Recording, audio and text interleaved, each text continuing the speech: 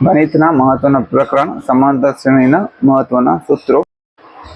આ જે પ્રકરણ છે એમાંથી ઘણા બધા દાખલા પૂછાતા હોય છે અને મુખ્યત્વે પદ શોધવાનું અને સરવાળા શોધવાનું સૂત્ર છે એના પછી દાખલા પૂછતા હોય છે। તો બસ આટલા સૂત્રો છે, આપણે ખાલી એકવાર વાત કરી લઈએ, પછી એના વિશે વધારે માહિતી માટે આપણે આગળ એક વિડીયો બનાવશું જેમાં દરેક સૂત્ર છે કઈ રીતે કામ કરે છે એ આપણે જોશું। તો પહેલું છે સામાન્ય તફાવત। શ્રેણીમાં તફાવત કેટલો છે બે પદો વચ્ચે એ શોધવું હોય તો d બરાબર a2 - a1।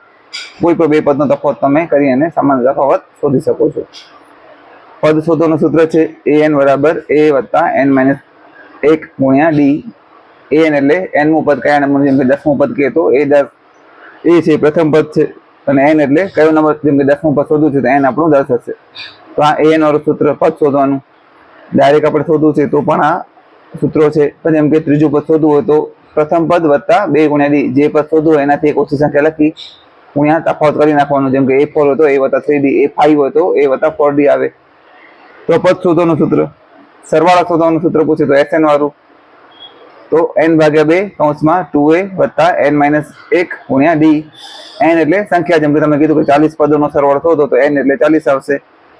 ઘણીવાર સીધું પહેલું અને છેલ્લું પદ ખબર હોય તો આ સૂત્ર પર આપણે વાપરી શકીએ છીએ। a એટલે પહેલું પદ, an એટલે છેલ્લું પદ, તો છેલ્લું પદ જે નંબર હોય અહીંયા n ની જગ્યાએ આવશે એ સંખ્યા, તો આ ડાયરેક્ટ આપણે સૂત્ર વાપરી શકીએ। ઘણીવાર l લખેલું તો l એટલે પણ છેલ્લું પદ છે, a એટલે પહેલું અને l એટલે છેલ્લું પદ। અને એ સિવાય ઘણીવાર પ્રાકૃતિક સંખ્યાનો સરવાળો પૂછે કે 1 થી 50 સુધીનો સરવાળો શોધો, તો આ સૂત્ર છે n કૌંસમાં n વત્તા 1 ભાગ્યા 2।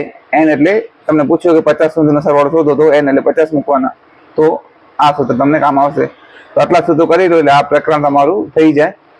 ગણિત અને વિજ્ઞાનમાં પ્રશ્નોની સરળ સમજૂતી માટે તમે અમારા પેજને ફોલો કરજો।